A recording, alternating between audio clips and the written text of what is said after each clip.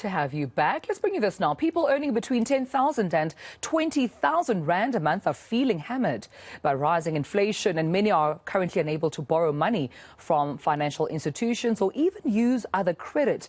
Now, this is all according to Debt Busters Index for the second quarter of this year. It shows more consumers are asking for debt counselling to help. To discuss this even further, I'm now joined by Debt Rescue Chief Operations Officer Annaline van der Poel. Annaline, thank you for your time and good morning to you.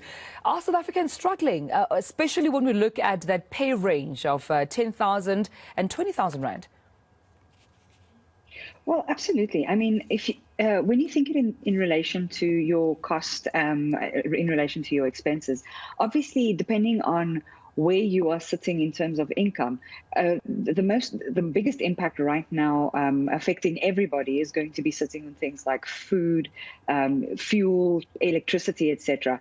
And obviously, if you're looking at your higher income brackets, they will see the same effect, but it would have a lesser impact necessarily on their budgets. Where if you're sitting in the lower or middle income groups, that expense is going to have a significantly bigger impact on your budget at the end of the day.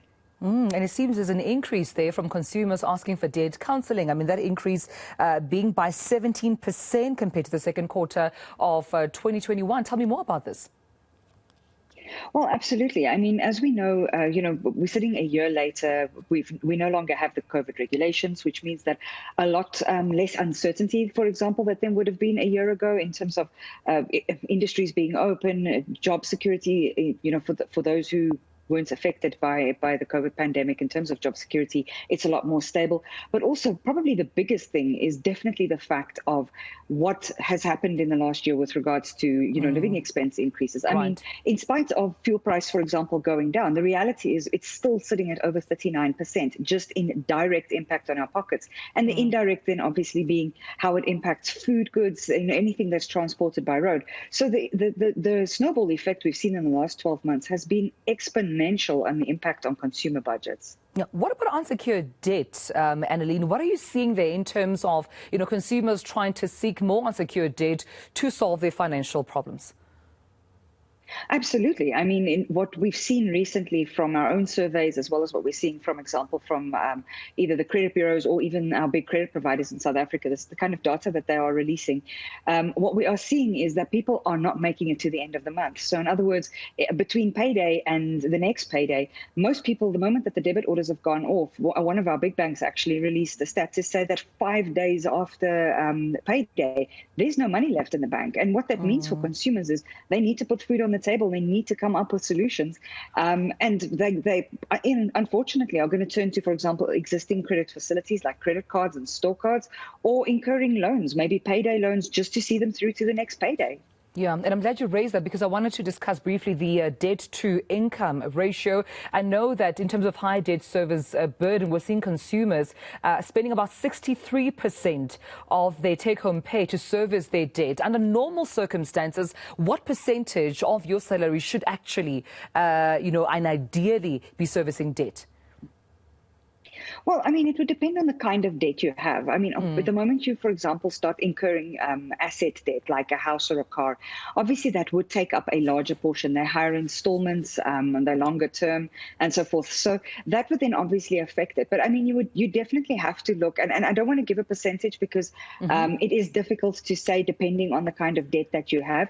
But you really have to go back to that budget and make sure that you can actually afford it, because each person's circumstances are different. Whether you are renting, whether you own a home, whether you have a vehicle, whether you're using public transport, what kind of, whether you have kids, are they in school, etc. There's a whole variety of items we need to factor in here. But I think most importantly is each individual needs to take, go back to the drawing board and have a very good look at what they can actually truly afford. Absolutely. And should someone or a consumer find themselves in a situation where they really can't manage their debt, is debt counselling the best option for them?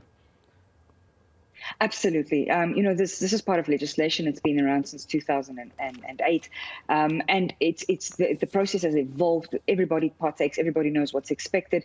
And there's this legal protection for consumers, because the biggest fear consumers tend to have is, well, obviously losing assets, assets being repossessed or legal action against them. But also, the emotional stress of having to avoid calls from collectors who are constantly contacting you because they're expecting payment and you just cannot make it. Debt counseling is a holistic solution. It assists with all of your debt. And the whole point is once you are done, you are debt free. You've repaid the debt that you owe and you're honoring your debt obligations still. Absolutely. And that's all what most, at least, who are in this situation aspire for, to be debt free. Well, Debt Rescue COO Annaline van der Poel, thank you for sharing some insights with us and joining us this morning, because, I mean, the stats are quite staggering. But we're seeing that debt counseling has increased, of course, by 17% compared to second quarter of 2021, according to, Debt Rescue SA. And that's a good thing when people are actively looking for assistance and looking for help, because servicing, your debt and using 63% of your pay, surely that cannot be easy, and you should feel the pinch. But there is help available for you, and it's good to hear from Annaline van der Poel that you can be debt free.